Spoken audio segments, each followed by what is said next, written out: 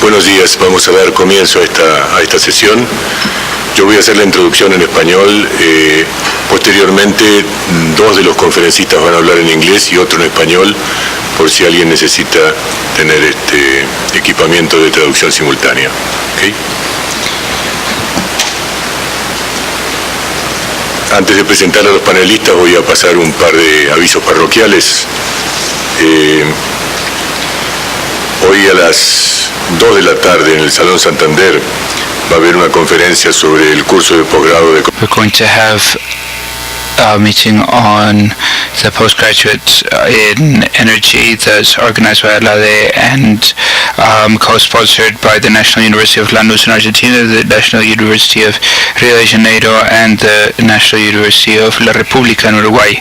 Likewise, I wanted to clarify that we have some parallel sessions added to the program that you have. The first of these, which is at 11:30, is Critical Landscape of the Brazilian Energy Industry, where we're going to have Mirko Todera and Mateus Francera in. This is going to be from 11 to 12:30. It will be in Portuguese. Then the same, the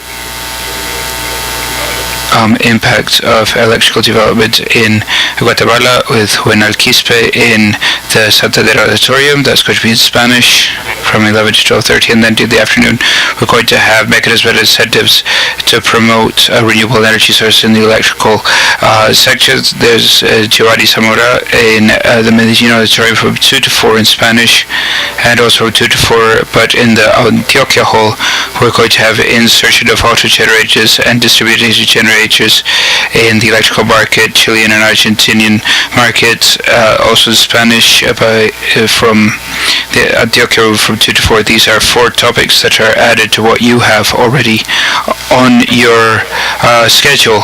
Now I'd like to introduce our panel, our first panel of the morning.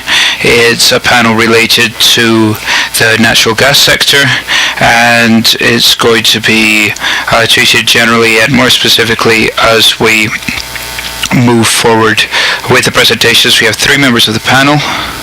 I'm first of all going to introduce Ms. Sylvie Pot. Ms. Sylvie Pot is a partner and director of Prisma Energy. She's a master in economics at the University of La Sapienza in Roma and master in energy techniques from the University of London. We have Peter Hartley, who is a PhD in economics from the University of Chicago.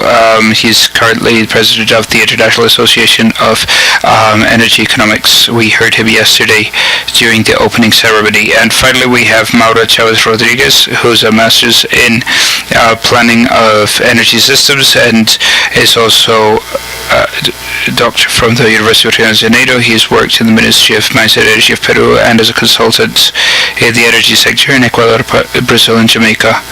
And these 3 panel members, Sylvie and Peter, will be speaking in English and Mauro will be speaking in Spanish to give it logical sense to the presentation. We're going to start with Peter Hartley, who's going to give us a global overview of the natural gas sector, and then it will focus more on our region. I don't think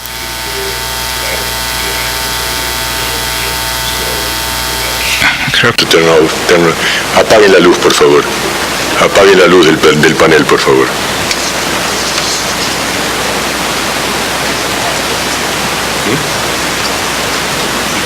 Hay una búsqueda del panel que es importante para mí para leer, pero creo que no.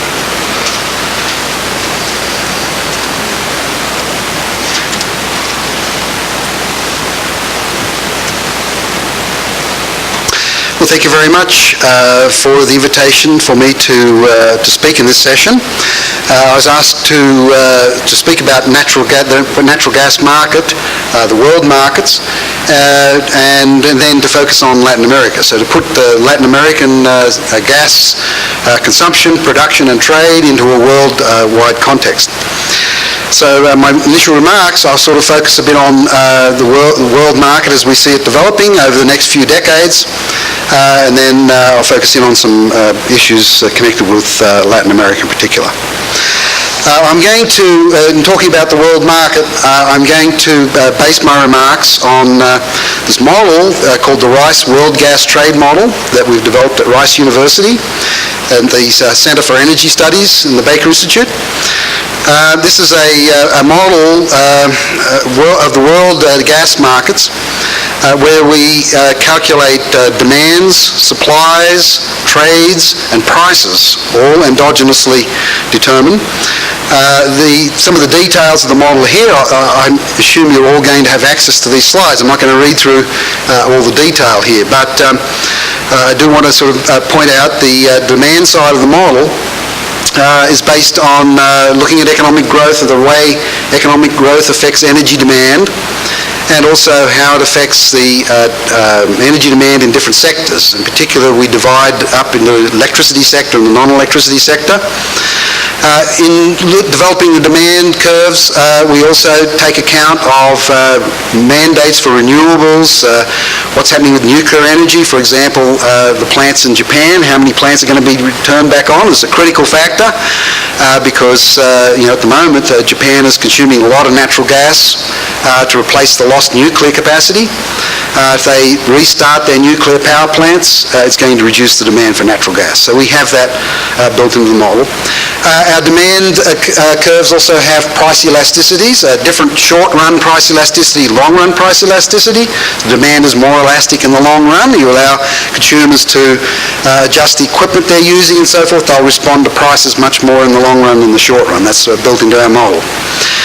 On the supply side, I should say too, we've done this demand estimation for a large number of countries around the world, country by country, and in the larger countries we even have demand at sub-regional level. On the supply side, the analysis was started from the geology. So we started from the major sedimentary basins, looked at the geological characteristics of the deposits in the resources in those basins, and then using econometric analysis, we related the geological characteristics to the costs of exploitation, and that enables to build up the exploration and production costs for these different resources. And then using data on pipeline projects, LNG projects, shipping costs and so on, we developed the costs of building pipelines, liquefaction plants, regasification plants and so forth, and built that up on the supply side. On the supply side, we also have a different short-run effect than the long-run effect. So built into the model is the notion, some people call it the rush-to-drill phenomenon. If you try to increase production very quickly in any one region, it drives up production costs because you're calling on the very scarce labor resources, other kinds of resources, drives up drilling costs and so forth. So the short-run costs can be much less elastic than the long-run costs. So that naturally kind of also reduces the pace of development in different locations. So we put all that together, calculate equilibrium consumption, production, trade, equilibrium investment and so forth, all these different regions around the world. So we do this for all the different countries, but if I just gave you the data from all of these different countries, we couldn't make much sense of it. So I've presented here kind of an aggregated picture, and I guess I don't have a pointer, do I? Maybe here's a pointer, I'll use this hand. We have an aggregated picture of what's going on. I just want to point out a few things here. So you notice in the United States, there's the blue at the bottom, we've got natural gas consumption actually growing a little bit over time. That didn't used to be the case, but part of the story here, as I'm going to show you, is that the United States becomes a very low gas price region in the world. This increase in demand in the US is partly because of increase in industrial use of natural gas, but also importantly in the power sector. So our model has gas displacing coal in the US power sector. and that's an important part of the growth. Of course, we also have built into the model new environmental policies in the US, which are forcing coal off the system, and that's another reason for the growth there. Another one is Western Europe. You see there's a slight growth in gas, but not nearly as much as in the United States, actually. And then, of course, the very big, this green bar up here is China. So our model forecast is going to be very substantial growth in natural gas in China. We think that is partly, I think, because of environmental reasons. Natural gas, much cleaner burning fuel. There's a lot of pressure in China to try to reduce pollution, and natural gas, one way of producing your energy, a relatively low-cost way of producing energy that is much less polluting. The yellow here is India. The purple is ASEAN countries. A lot of people don't recognize. You take Indonesia, a very large population. Indonesia is also starting to develop economically, as is India. We also have Philippines, Thailand, Malaysia, Vietnam. You put all these countries together, it's quite a big population. You start to get economic growth in these big population countries. It greatly increases the demand for energy. And that's what's going on here. If you put ASEAN here in India together, you see they're almost adding up to China at the end of this forecast horizon. So underlying all this is economic growth and shifts in the composition of energy demand in response to that. We can also look at the supply side. And we see that there's actually growth in the US, and I'm going to talk about that. It's mainly from the shale production, but also in Canada. You put the US and Canada, Mexico together, they're actually going to be an exporter. I'm going to say a bit more about that in a moment. We have very continuing growth in Russia, much bigger than the domestic demand. It's going to lead to increased Russian exports. I'm going to sort of talk about that in a moment too. In the Middle East, we have quite a growth in production. Again, the Middle East is going to be a big exporter of natural gas as well as oil, particularly from Qatar, but also other parts of the Middle East. I pointed to China's growth in demand. There's also going to be growth in supply, we believe. Part of that would be offshore, but importantly, another part of it is going to be unconventional gas. So China does have shale gas resources that are comparable to some of the resources in the United States that can be exploited, and we believe that there will be some exploitation of those gas resources over time. And then ASEAN, you'll notice, doesn't have a big increase in supply, but it did have an increase in demand, as I pointed out. An implication of that is, while at the moment ASEAN is a big source of natural gas for the rest of the world, by the end of our forecast horizon it will not be. And that has implications for the world market. And the blue line in here is basically Australia and Papua New Guinea. They didn't even appear on the demand side because the population is not very high. But they're on the supply side, and so Australia and New Guinea become major exporters of natural gas. In fact, here's our trade. This is a picture of the trade in different regions. And the blues here are going to be exporters, and the biggest exporter here still right at the end of our horizon is Russia. Tremendous natural gas resources in Russia. I showed you earlier that there's not a big increase in the demand in Western Europe, and there wasn't a big increase in demand in Russia. So where's it going? In our model, it's going to Asia. So the pipeline deal that Russia's made with China, we see that, and so it's taking substantial gas from Russia to China. The next big exporter in here, the next biggest exporter is actually Australia, and it's all going to be in the form of LNG, as I point out. And you can look at the blues, so Turkmenistan and so on. The only Latin American country that makes it into this picture is Trinidad and Tobago in terms of exports. And in terms of imports, we don't have any Latin American countries. I guess other South America is the rest of their net importers. And I have more to say about that in a moment when I focus in on Latin America. But it's interesting, doesn't really play a big role in the world picture. And then here's LNG trade in particular, and the biggest LNG exporter, as I mentioned, is Australia. We have a lot of these projects in Australia coming online right now. There are several new LNG plants being built in Queensland. There's one in the Northern Territory.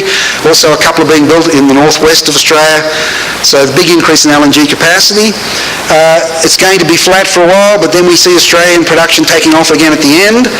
In addition to conventional gas and coal seam gas, there's also shale gas in Australia, and it's already being exploited and being investigated. And particularly toward the end here, when we see ASEAN exports dropping, Indian imports increasing, that opens up another opportunity for Australia to develop a lot more projects. Then we also have, as I mentioned, Qatar, a big exporter from the Middle East. Here's number 2. Indonesia is still important, going out to the end, but a lot of that gas is going to be used within ASEAN, particularly Vietnam and Thailand, become importers toward the end of this horizon. Anyway, you can look at the detail on the import side, or LNG import side. Number 1 here is China. Number 2, still Japan. Number 3, India. You can see India coming at the end. So again, this emphasizes the importance of high population. Once you have these high population countries start to develop economically, increases the demand for energy tremendously. So basically that's what I'd like to say. One thing I'd like to point out here is that the United States, if I go back to the trade, it's sort of interesting. The US is still number 4 here on the import side of overall. Where's that coming from? It's coming from Canada. And so Canada is one of the major exporters. You can see Canada here is this blue. It's right after Turkmenistan. There's tremendous gas resources in Canada as well, much smaller population than the United States. We're doing a report right now for the Department of Energy in the United States, and they wanted to know if you develop all of this LNG capacity that they're talking about in the United States, what happens? It's rather interesting, actually. What tends to happen is there's not a whole lot more gas developed in the United States. It turns out there's a lot more import of gas from Canada. So what happens is the US exports a lot of gas from the southern part of the country. That then opens up a market for Canada in the northern part, Chicago, the upper Midwest, West Coast, and so on.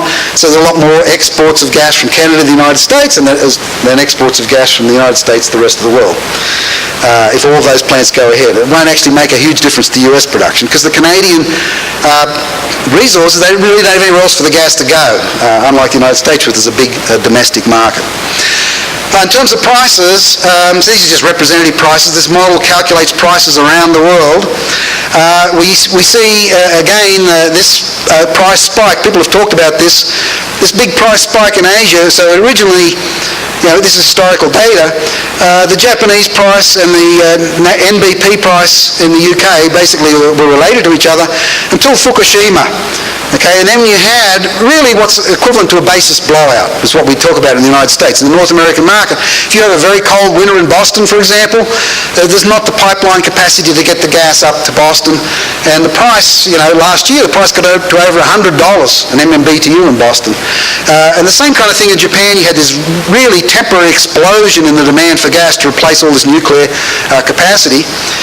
Why does the price come off? Well, already Japan restarted some of its nuclear plants, and built into this model is the expectation it'll restart more of them gradually.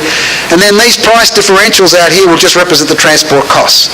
North America remains a low-cost market because essentially the highest price is still in Northeast Asia, and then everywhere else is the price is determined by arbitrage back from that. And the market that's furthest basically from Northeast Asia of the exporting markets is North America. So it remains, you think about, you've got to add onto this price like a $3, $3.50 liquefaction cost. You've got the transport cost to Asia, you've got the regas cost. Hey presto, what do you end up with? You end up with the Japanese price that we have here.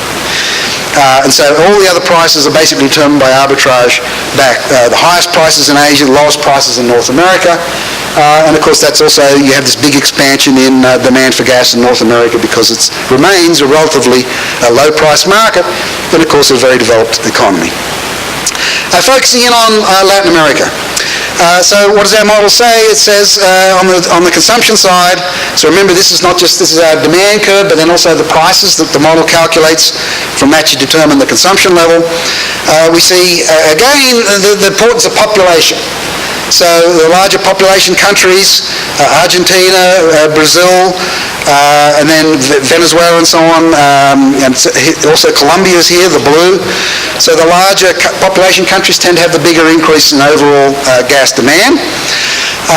But you notice, what happened?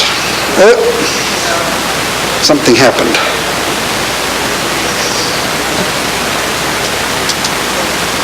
What did I do wrong? The presentation. That presentation.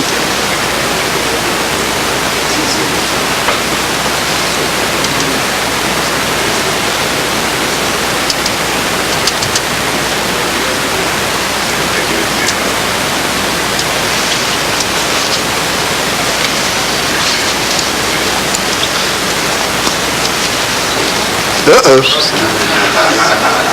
It's getting worse. Okay, so maybe I'll just sort of talk without my slides for a bit.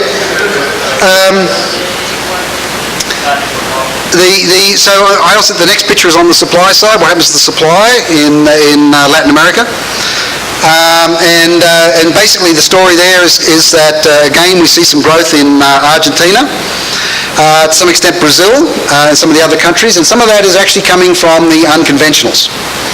And so what I was going to do next in the presentation is then talk a little bit about the unconventionals we have in our model. In addition to conventional natural gas, we have unconventional. Includes coal bed methane, but also the shale gas in particular. So what we've done actually at Rice in developing the model, we've looked at all of these different sedimentary basins around the world, including the shale deposits. And we've got data on the characteristics of those shale deposits, the depth of the resource, the thickness, the porosity, which is the pore space in the shale, which tells you how much hydrocarbon it can hold, the permeability, which tells you how easy it is to flow the gas through the shale rock. So we have all that data for these different shales around the world. The total organic carbon content, which basically will also tell you how much hydrocarbon is present in the rock. The thermal maturity, which tells you the gas-oil ratio. So the hotter the rock, oh boy, I've really crashed the system. Can you give us about 5 minutes? 5 minutes. All right. So I guess I'll just keep quiet, or maybe I'll just keep chatting about these things while they fix it up. So anyway, using this data, we also have studied the shales in the United States. We had a project, for example, where we collected data. We got data on every well drilled in the state of Texas, every shale gas well, and have looked at the production profile from those shale gas wells. There's been a lot of debate in the United States about whether the production from the shale gas wells is the same as conventional wells. People, when they fit what's called a traditional decline curve, exponential decline curve, to shale gas wells, they find it doesn't fit very well. So anyway, we had a project, a joint project with actually a mathematician from the University of Texas, mathematics PhD student. He went back to look at actual physics of fluid flow in rocks, and determined that the traditional equations you get for the flow of oil and gas from rocks are different from for a traditional, conventional deposit than for an unconventional shale gas. And he managed to solve these differential equations, and basically the implication was that the decline rate should be basically 1 over square root of time, rather than 1 over time or exponential, so hyperbolic or exponential, because of the different physics involved. Well, looking at all the data from all these wells in Texas, we actually fit the model, and it was absolutely amazing. I mean, it fit beautifully. And so part of the story is that people are trying to fit the wrong model. They're just kind of statistically fitting a model without going back and thinking about the physics. You go back and you think about the physics and so on, you can actually describe very well. Anyway, based on all this, you can use this data to determine the productivity of these wells, the costs involved, and how much you're going to produce and so forth. And we're able to relate that back to all these geological parameters. And then using all that data and the geology from all these other deposits around the world, you can then come up with estimates of the costs of exploiting these shales around the rest of the world. And on the basis of that, that's sort of built into our model. And so we got estimates. Now, and I'm going to show you, hopefully, if we can get the equipment going again. Maybe I should have brought my own computer down this morning. Yeah. Maybe a couple of questions. Yeah, okay. Are you taking into consideration the Keystone pipeline? Well, the Keystone pipeline is an oil pipeline, not natural gas. But I think where your question is going is, are we taking into account environmental issues, environmental objections to unconventional natural gas or unconventional oil and gas, perhaps? Is that the sort of the drift of the question? You know, because the Keystone pipeline actually is oil, right? It's not the gas. But nevertheless, some of the objections to the Keystone pipeline really, I think, are based on environmental objections, right? In that case, to the production of oil in Canada. So yes, we actually do in the Mauro also, even though, for example, New York State has very good shale, the Marcellus Shale continues up into New York. We don't have any production of shale from shale there. Another example is France, actually. How you plan to bring all that Canadian gas to... Okay. So, well, actually, there already is extensive pipelines for taking gas from Canada to the United States. Because you've got to remember, before the shale gas revolution, the beginning of this century, the United States was expected to become the biggest importer of natural gas in the world. And some of that was going to be LNG, but a lot of it was actually pipeline gas, and there already is an extensive pipeline network. The Canadian and US networks won. So the sort of gas we're talking about here probably wouldn't require very much extension of the pipeline, existing pipeline network. But that's built into our model, yeah. How did you model diffusion? How did you model the diffusion of unconventional outside the U.S., outside North America? How long would it take for starting the development of this? Right. So as I mentioned, we've got these costs involved. So let me go down where I was up to. Okay.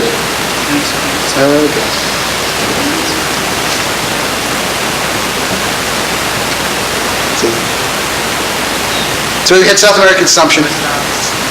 Oh, it's not up there. I can see it here, but you can't see it there. Okay. Oh no.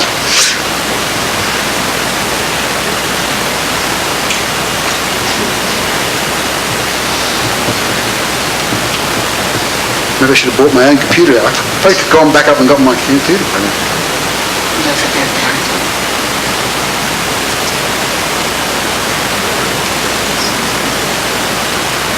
No signal.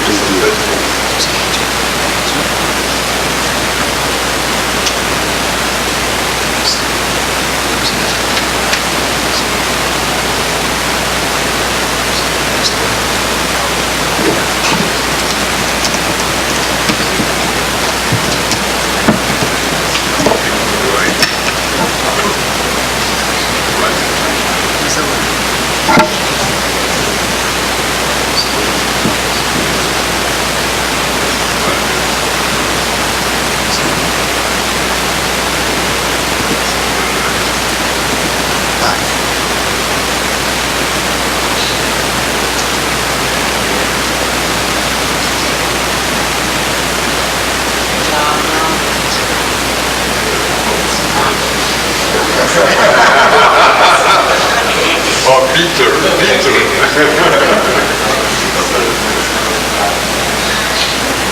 So we want full screen. I can't read the menus is the problem. Full screen. Command L. Doesn't work. Okay.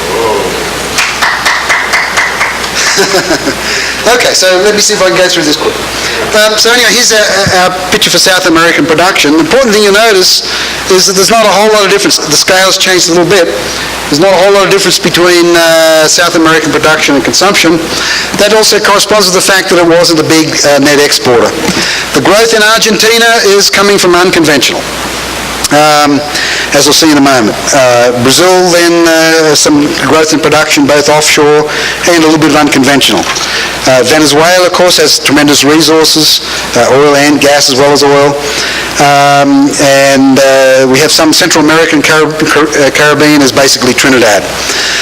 Okay, if we look at the trade, we've got that the biggest importer here forecast out is Chile, followed then by Central America and the Caribbean, then Brazil.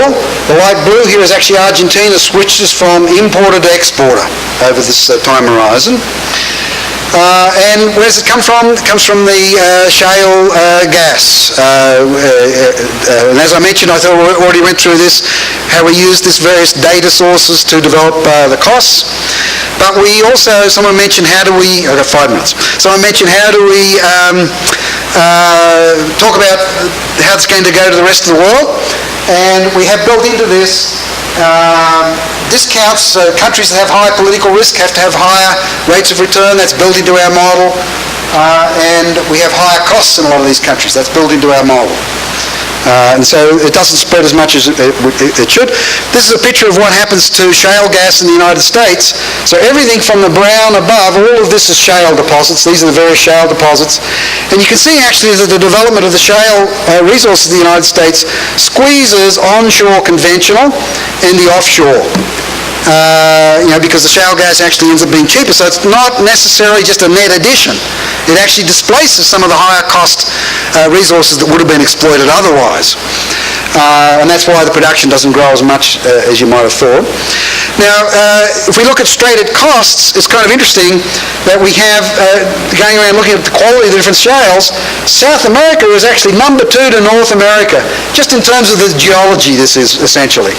And this is thousands of trillions of cubic feet of gas across the bottom.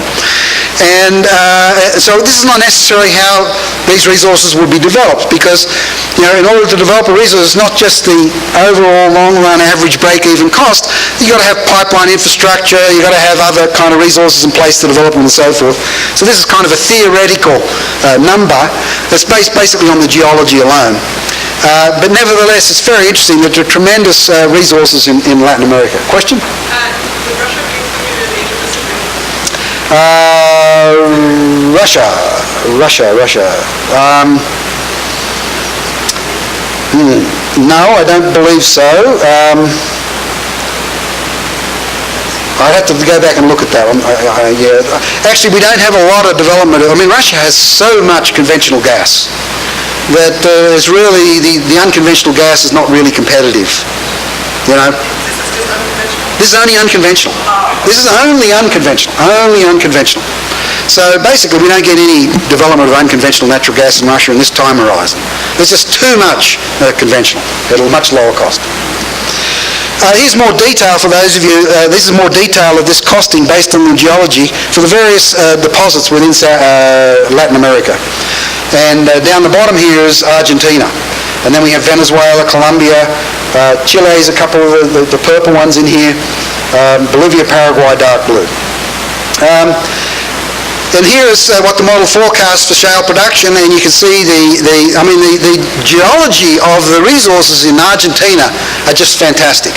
They're world-grade resources, according to our analysis. The geological premise relating it back to the US. And even Brazil, there's some good potential. Bolivia, Colombia, and Paraguay. But nevertheless, the quantity we're talking about here is not a huge amount, 4.5 TCF by 2040. And part of the story is that it's very, very difficult to export the US experience. So I've listed here some of the major factors that tell you about what you've got to do to export this experience. What are some of the obstacles outside North America? Relatively scanty geological knowledge. Many more wells have been drilled in North America than the rest of the world put together.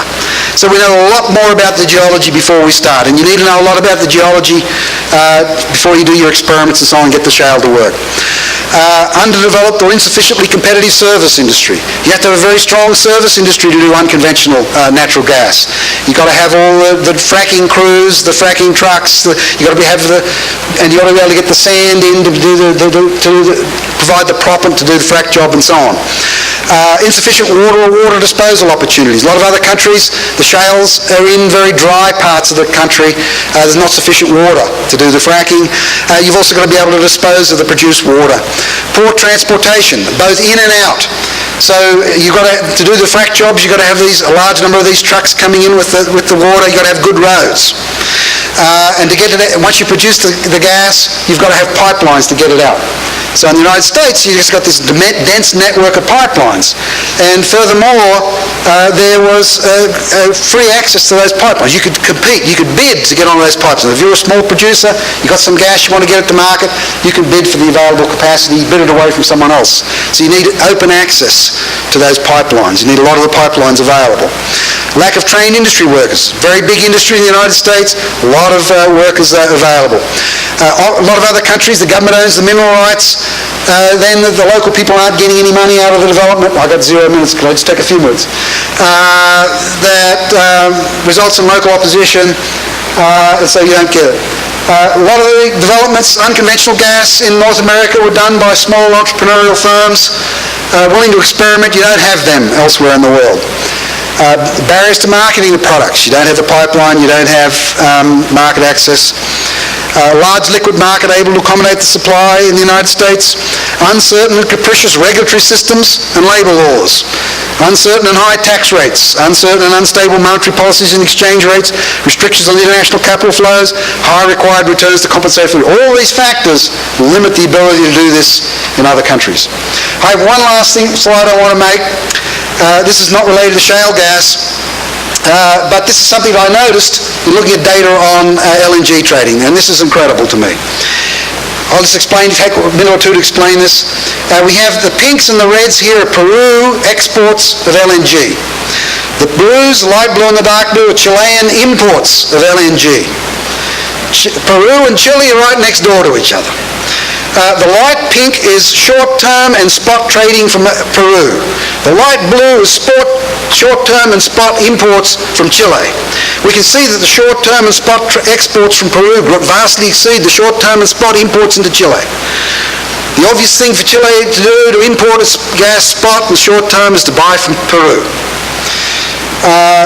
In the long term, the dark red and the dark blue are long-term trades. Okay, so some of the long-term contracts, not enough long-term contract trade from Peru to satisfy Chilean demand.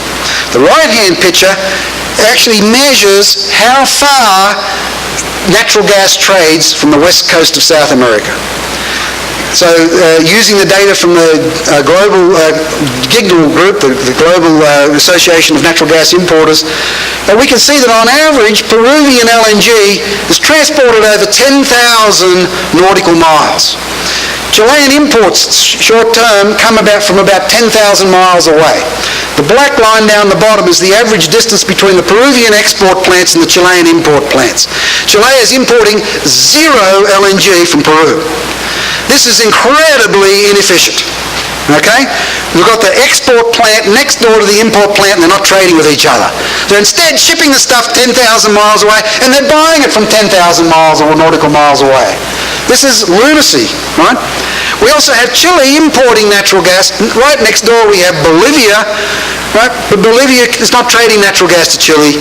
We have a pipeline going into southern Peru which could be extended to power plants in northern Chile, but it's not done so. Chile is instead importing LNG. So why is it we've got these tremendous resources in Latin America. They're not going to be developed according to our model. They're not going to live up to potential. What's going on? Politics, I suggest. And that's sort of cost this inefficiency, hundreds of millions of dollars a year going up in smoke, wasted, right, because these two countries we can't do a sensible kind of deal.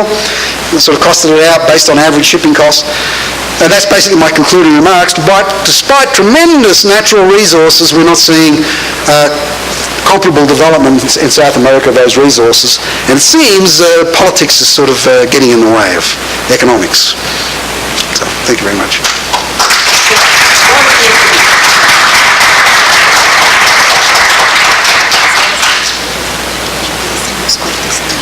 Antes la printar directamente este, sí. Antes de es esto.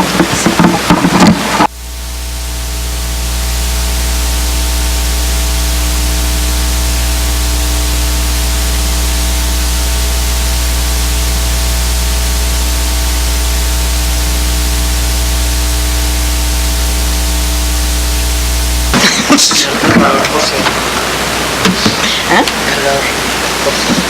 ¿Qué quieres? Ah, está con baterías. Gracias. Okay. Well, Peter, thank you so much for saving me some time. So while you were talking, I've made some cuts. So our chair will be happy because we are running out of time. So first of all, thank you so much for the organizer to have this opportunity to share some thoughts here. I'm a consultant, I'm not an academic, but I really like to study these issues, the issues of natural gas.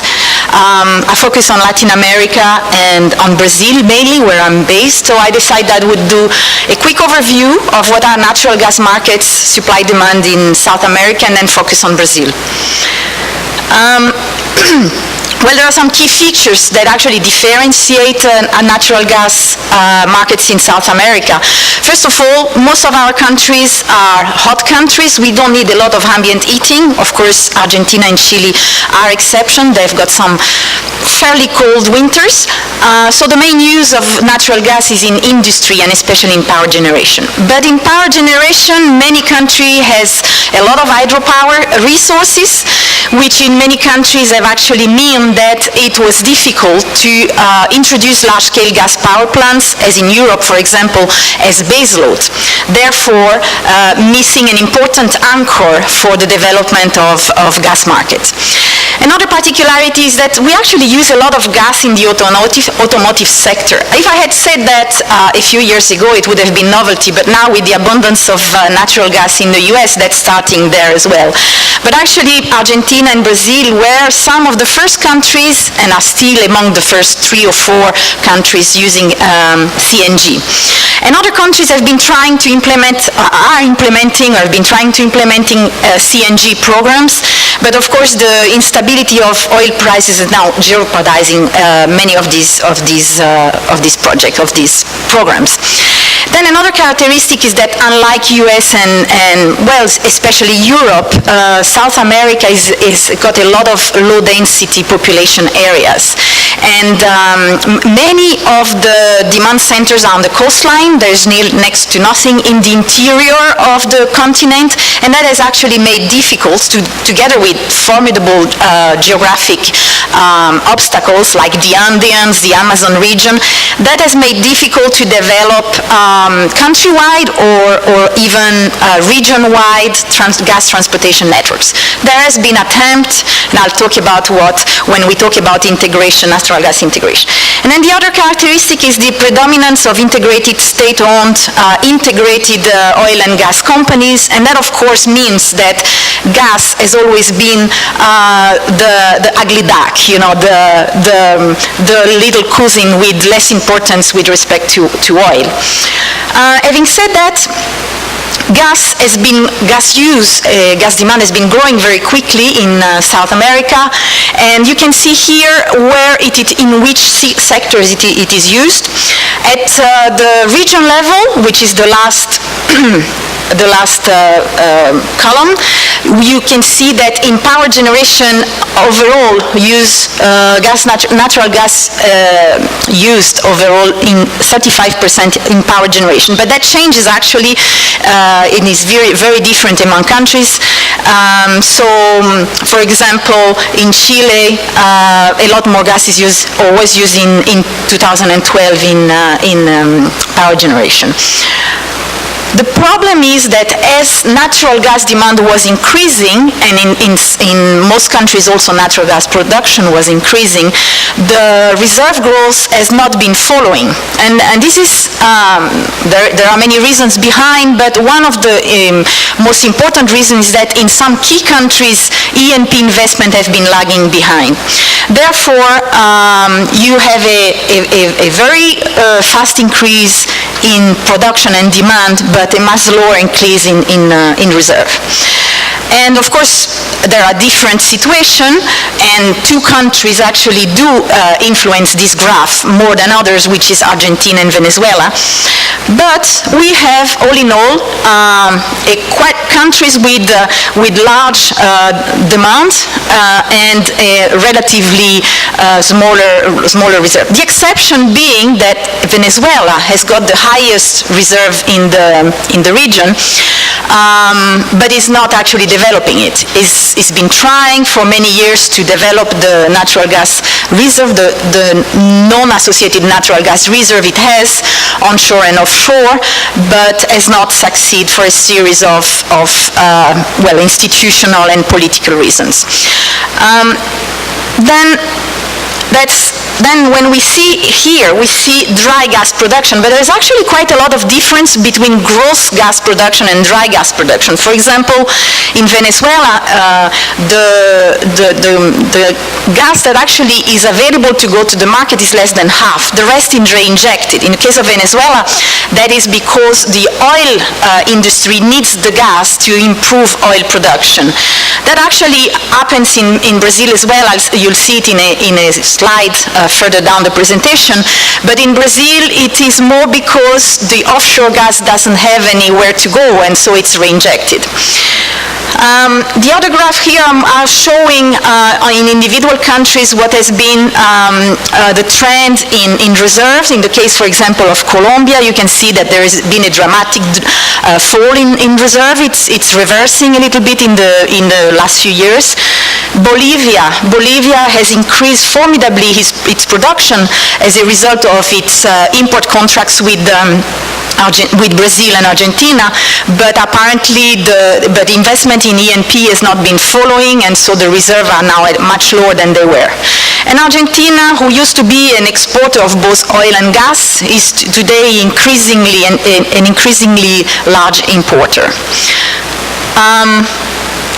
Well, some countries do have excess and could export to others. I think, Peter, you also mentioning it. And a few years ago, when I started my career, I won't say when, as a gas expert in the International Energy Agency, we draw this map here on the left, and these were the existing project for integration in Latin America, a big integration dream. A few years later, there were announcements of even more ambitious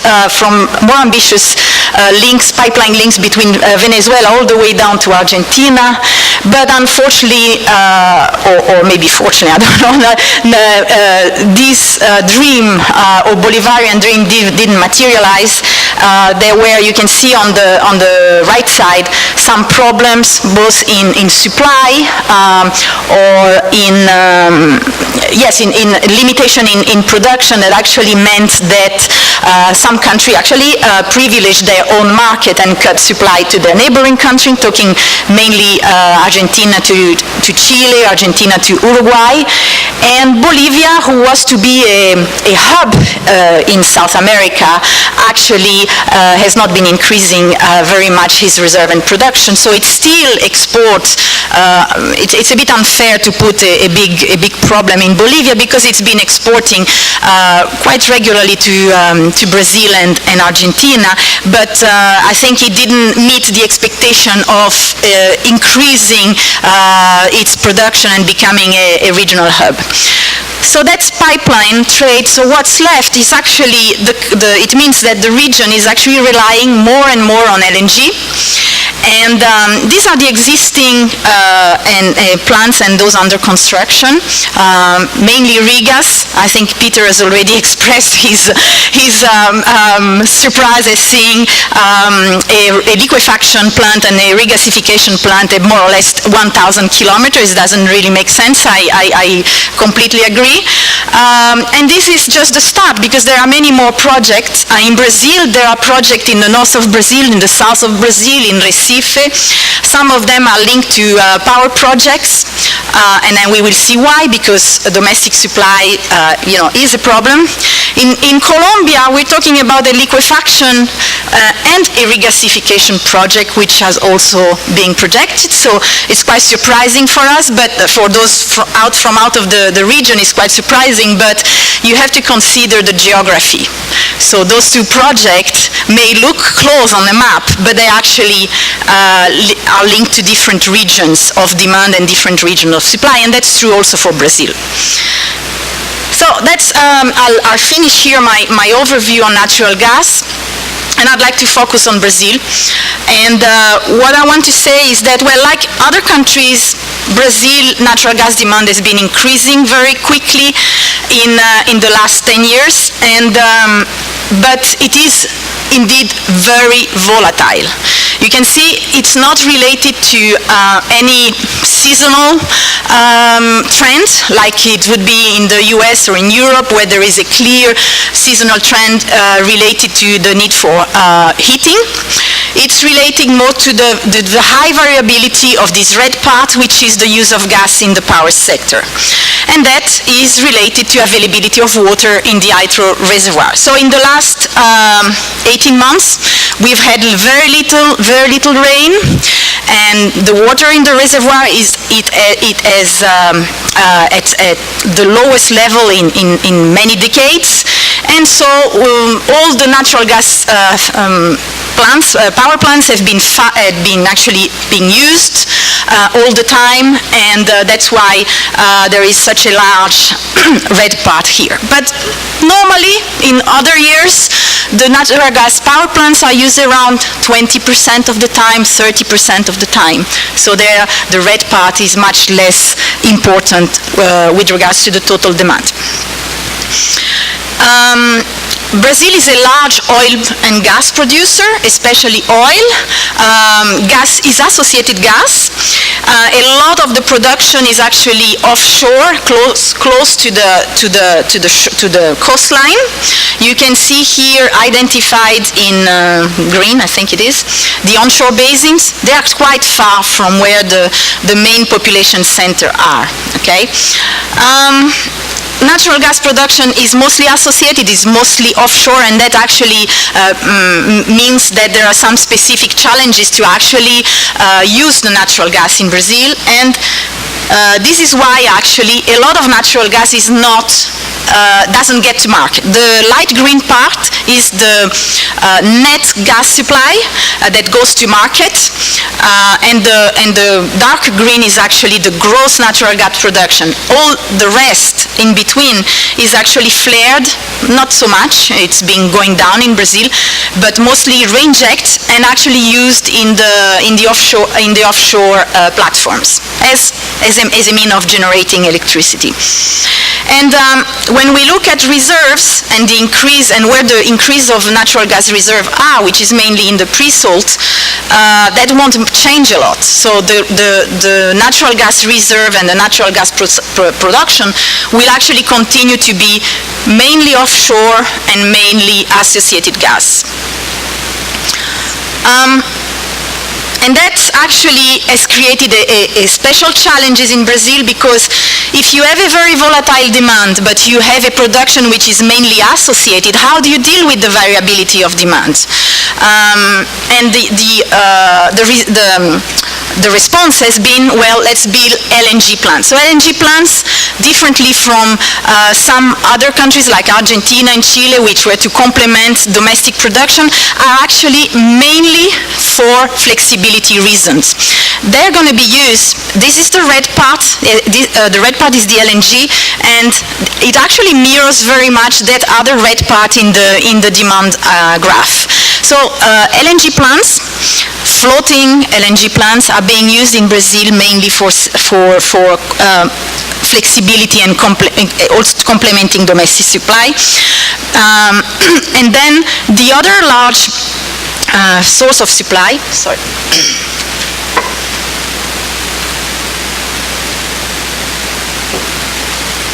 is Bolivia. The green part is gas from Bolivia, so you can see that Bolivia supply is very important for Brazil. It has some variability built in the contract, so it's also important because it gives some flexibility also to supply. And the blue part is the net production, which is not really very flexible. The other characteristic of the Brazilian system is that there are a lot of transportation restrictions. So even if there is a probable large increase in natural gas production here in the southeast because of the pre-salt which is located here, it's going to be very difficult to bring it to the northeast. There is a pipeline here which now links the two systems, but it's not the whole of the pipeline here are not actually, do not make up for a complete pipeline system. So there are some restrictions along the line. And the north is an isolated system. There is another isolated system here in which recently discovered natural gas reserve, non-associated, has been linked to a power plant, and that's how gas is used, just transformed into power and then sent by wire to the rest of the country. Natural gas distribution is also not very developed, except in two areas, Rio de Janeiro and São Paulo states. But in the other regions, it's actually very, very poorly developed. The other characteristic is that the natural gas industry in Brazil is very concentrated in the hand of one integrated oil and gas company, that's Petrobras. Although there has been liberalization of the upstream in '99, there's actually still gas production is still, gas and oil production is still very concentrated. Over 90% is actually produced by Petrobras. And of the others, the other producer actually, with the exception of one, sell their gas to Petrobras to be commercialized by Petrobras. So actually, Petrobras process it, transport it, commercialize it, and then in the distribution sector, Petrobras is present in 20 of the 27 local distribution company, with often a Petrobras representative being in charge of buying the gas. So it's kind of complicated in this institutional environment to actually open up and give opportunities to new E&P companies to actually access the market. Things are changing though, and this graph shows the participation of companies and consortia in the bidding, in the E&P bidding rounds. And you can see that Petrobras 100%, that's the blue part, has been diminishing over time, and Petrobras with partner, which is the red part, and others without Petrobras in the consortia, which is the green part, has been increasing. So given time, because it takes 6 to 7 or 8 years from the moment those bidding areas, those concession areas are given to the moment the first production happens, given time there will be more suppliers in Brazil. The pre-salt, when we talk about potential increase of oil and gas production, of course, the first to come to mind is the pre-salt. It's a very large area. It's got light oil, so very interesting. High gas content, maybe not so interested for the oil producer because it's actually very deep, far from the coastline. A normal helicopter flight would not be enough to reach the platform, so there are logistical issues. And and to bring the gas to shore is not easy. Yeah, there is currently one pipeline that brings gas to the São Paulo coastline. We call it Route 1, and there are two other routes that are planned. These are extremely expensive deep water pipelines which have to bridge the gap of 300 kilometers, but that's on the surface, because on the bottom of the sea you actually have mountains. So the pipelines which will follow the bottom of the sea will actually have more